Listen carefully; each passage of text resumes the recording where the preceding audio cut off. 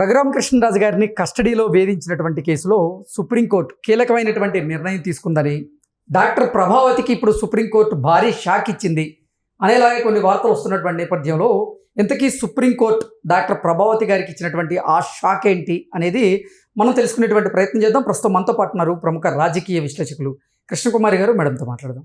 Madam నమస్తే. Madam నమస్తే. రఘురామకృష్ణరాజు గారిని కస్టడీలో హింసించినటువంటి కేసులో ఇప్పుడు డాక్టర్ ప్రభావతి గారికి సుప్రీంకోర్టు భారీ జలక్కిచ్చిందనేటువంటి వార్త సోషల్ మీడియాలో చక్కర్లు కొడుతుంది. దీని మీద మీ విశ్లేషణ ఏంటి మేడం? ఇది చాలా ఆహ్వానించదగ్గ తీర్పు. ఓకే. ఆవిడ గవర్నమెంట్ డాక్టరు. ఎవరినైనా సరే ఒక రిమాండ్లో ఉన్న ఖైదీని కానీ, రిమాండ్కి ఇచ్చేటప్పుడు ఖైదీని కానీ, ఎవరినైనా సరే గవర్నమెంట్ హాస్పిటల్లో టెస్ట్లకు పంపిస్తారు. అసలు కోర్టు ఇచ్చిన తీర్పు ఏంటి మేడం? అదే చెప్తున్నా. అయితే ఆమె అప్పుడు రఘురామకృష్ణరాజు గారి కేసులో ఆవిడ ఎగ్జామిన్ చేసింది ఆయన్ని. ఎగ్జామిన్ చేసి ఆయన ఒంటిపైన గాయాలు ఏమీ లేవు అని చెప్పి ఇచ్చింది. అప్పుడు ఆ కథ అంతా నడిస్తే ఈయన ఛాలెంజ్ చేశాడు.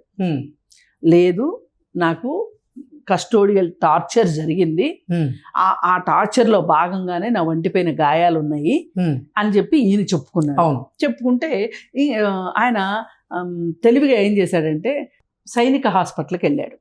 వెళితే అక్కడ ఏమి ప్రీ ప్లాన్డ్గా ప్రభావతి దగ్గర చేసినట్టు చేయటానికి లేదు కదా, ఉన్నట్టు ఈ గాయాలకు కారణాలు ఏంటో వాళ్ళు రాసేశారు.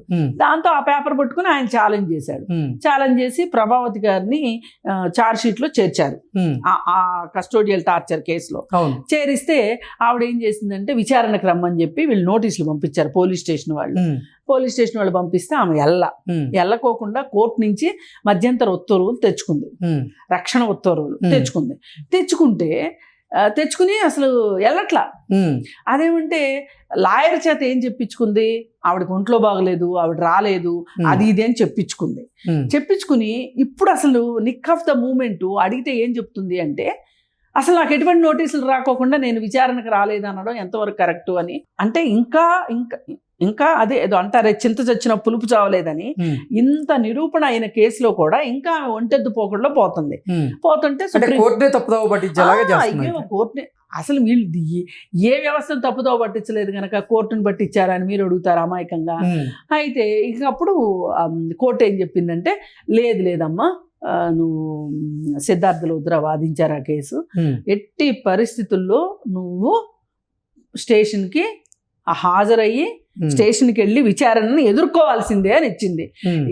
ఒకవేళ నువ్వు గనక వెళ్ళకపోతే గనక నీకు తాత్కాలికంగా ఇచ్చిన రక్షణ ఉత్తర్వును కూడా మేము వెనక్కి తీసుకోవాల్సి వస్తుంది, నీకు ఇంకా వేరే మార్గమే లేదు, వెళ్ళాల్సిందే అని చెప్పి 6-7 తారీఖుల్లో వెళ్ళాలి అని చెప్పి షాక్ ఇచ్చింది. షాక్ ఇచ్చి ఈ కేసుని 15వ తారీఖు వాయిదా వేసింది.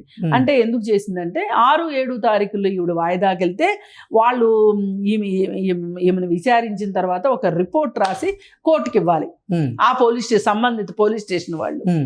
అందుకోసం అని చెప్పి 15వ తారీఖు విచారణకి ఇచ్చి ఈమెకు 6-7 తారీఖుల్లో ఇచ్చారు. ఇక ఇప్పుడు ఈవిడ గొంతులో పచ్చెలక్కాయ ఖచ్చితంగా పడింది. పచ్చెలక్కాయ పడినవ్వండి, పొండెలక్కాయ పడినవ్వండి, ఆమె అయితే అది కాక తప్పదు, స్టేషన్కి వెళ్ళగా తప్పదు, విచారణ ఎదుర్కోక తప్పదు. అసలు నాకు బాధ అనిపించేది ఎక్కడంటే, ఈ గవర్నమెంట్ అఫీషియల్స్ డాక్టర్లు కావచ్చు, లాయర్లు కావచ్చు, లేదు ఐఏఎస్లు కావచ్చు, ఐపీఎస్లు కావచ్చు, ఎందుకు ఇట్లా జగన్మోహన్ రెడ్డి వల్ల పడ్డారో. ఎందుకంటే ఇన్ని సంవత్సరాలుగా రాజకీయాలు చూస్తున్న మాకు అనిపించేది ఏంటి అంటే, చిన్న చితక అక్కడక్కడ కొన్ని అన్యాయాలు, అక్రమాలు జరుగుతూ ఉంటాయి. అలాగే సంబంధిత అధికారులు కూడా కాస్త పక్కదోవ పట్టి న్యాయానికి అన్యాయం చేసిన మాట కూడా వాస్తవం. కానీ ఈ ప్రభుత్వంలో, గత 5 సంవత్సరాల ప్రభుత్వంలో జగన్మోహన్ రెడ్డి చేసినంత అఘాయిత్యాలు, అంటే చట్టాలను చేతిలోకి తీసుకోవటం కావచ్చు, ఐఏఎస్ ఐపీఎస్ ఆఫీసర్లని కీలుబొమ్మలను చేసి ఆడించడం కావచ్చు, అలాగే తన సొంత పార్టీ వ్యక్తే విభేదించాడు అన్న కారణంగా అతనికి బైపాస్ సర్జరీ అయ్యింది అనే ఆ అంశాన్ని కూడా పరిగణలోకి తీసుకోకుండా అతను క్లియర్గా చెప్పాడు, నా గుండెల మీద ఎక్కి తన్నింది ఎవరు, తొక్కింది ఎవరు, నేను గుర్తుపడతాను అని ఆ విజయపాల్ అన్న అతని గుర్తుపెట్టాడు. ఇట్లా ఒక రకంగా ఏ మాటకు ఆ మాట రఘురామకృష్ణరాజు గారి ప్లేస్లో కనుక ఇంకొక వ్యక్తి ఎవరైనా ఉండున్నట్లయితే గనక ఆ టార్చర్కి హార్ట్ అటాక్ వచ్చిపోయి ఉండేవాళ్ళు. బైపాస్ సర్జరీ సంగతి పక్కన పెట్టండి కాసేపు. ఏ గుండె జబ్బు లేని వాళ్ళకి కూడా హార్ట్ అటాక్ వస్తుంది. ఎందుకంటే చుట్టూ చీకటి, ఎవరు లేరు, ఎవరు తీసుకెళ్లారో తెలీదు, ఎందుకు తీసుకెళ్లారో తెలీదు, ఏం చేస్తారో తెలీదు. ఈ విధంగా టార్చర్ పెడుతూ ఉంటే ఏ మనిషికైనా మనమే ఉన్నామండి, మామూలుగా ఇట్లాంటి ఉన్నప్పుడు ఓ అని మాట్లాడేస్తాం. కానీ ఒక విపత్కర పరిస్థితి, చుట్టూ ఉన్న వాతావరణం, ఆ ప్రదేశం ఏంటో మనకు తెలియదు, ఆ మనుషులు ఎవరో మనకు తెలియదు, ఎందుకు కొడుతున్నారో తెలియదు, ఎందుకు తిడుతున్నారో తెలియదు, ఎవరు కాల్ చేసి చూపిస్తున్నారో తెలీదు. అలాగే అసలు మనం ఎవరికి చెప్పుకోవాలి ఈ సంగతి? ఇప్పుడు నన్ను రక్షించేవాడు ఎవడురా బాబు అంటే మనకు కంచూపు మేరలో ఒక ఆశ కనిపించదు. ఆ పరిస్థితిలో ఒక మనిషి మానసిక స్థితి అంటే చెప్పండి. నిజంగా రఘురామకృష్ణరాజు గారు మట్టుకు ఈ విషయంలో ఏ మాటకు ఆ మాట నిలబడి ఆయన ఆ రోజు ఆ హాస్పిటల్కి తీసుకుని వెళ్ళమని ఐడియా రావటం, లేకపోతే ఈ కేసు భూస్థాపితం అయిపోయింది, ఈ నిజాలన్నీ సమాధి అయిపోయిండే. అలాగే మనం ఎంత కాదనుకున్నా చరిత్రలోకి వెళ్ళలేని పరిస్థితిని జగన్మోహన్ రెడ్డి కల్పిస్తున్నాడు మనకు ప్రతిరోజు రోజుకి. ఏంటి అంటే వాళ్ళ నాన్న అధికారంలో ఉన్నప్పుడు క్విడ్ ప్రోకో ద్వారా ఆస్తులు సంపాదించే ఒక అంకానికి తెరలేపాడు. అది అయిపోయిన తర్వాత ఆస్తులన్నీ సంపాదించుకున్న తర్వాత ఆ దోచుకున్నవన్నీ దాచుకుని వాళ్ళ నాన్న పైకి వెళ్ళిపోయిన తర్వాత కాంగ్రెస్ పార్టీకి ఎదురు తిరిగి ఒక కొత్త పార్టీ పెట్టి జనాలందరినీ మాయ చేసి నేను మీకోసం ఉన్నాను అని వాళ్ళ గడ్డాలు బొగ్గలో ముద్దాడి, నెత్తి ముద్దాడి, వాళ్ళని వీలైతే ఎత్తుకుని ఎన్ని చేసి చివరికి అధికారంలోకి వచ్చి అధికారంలో రాబోయే ముందు కూడా ఒక 2 పెద్ద పనులు చేశాడు అతను. వివేకానంద రెడ్డి హత్య కేసు ఒకటి ప్రధానమైంది, కోడికత్తి సీను కేసు ఒకటి. ఈ 2 ఒక మనిషిని ప్రాణాలతో లేకుండా చేశారు, ఇంకొక మనిషిని జీవోత్సవంలాగా 5 సంవత్సరాలు జైల్లో పెట్టారు. ఎలా మనసొప్పుతుందండి వీళ్ళకి అసలు? ఇట్లా ఒక మనిషిని, బతికున్న మనిషిని చంపడం, అలాగే బతికున్న మనిషిని చచ్చిపోయినట్లుగా జీవోత్సవంలాగా చేశారు కదా. అవి 2 చేసి కూడా వీళ్ళు నిబ్బరంగా అధికారంలోకి వచ్చిన తర్వాత ఇంకా పగ్గాలు లేకోకుండా వీళ్ళు చేసిన నేరాలు ఘోరాలు. ఒక్క రఘురామకృష్ణరాజు గారి కేసు ఏంటండి, డాక్టర్ సుధాకర్ కేసు ఏంటండి, ఎంత బాధాకరమైంది ఆ సుధాకర్ గారి కేసు, డాక్టర్ సుధాకర్ కేసు.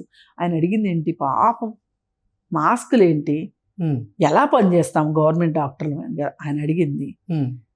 మరి ఇంకా పోతే ఇంకా దరిద్రాలు. వాడు అనంత్ బాబు ఎమ్మెల్సీ డ్రైవర్ని చంపి డోర్ డెలివరీ చేయటం.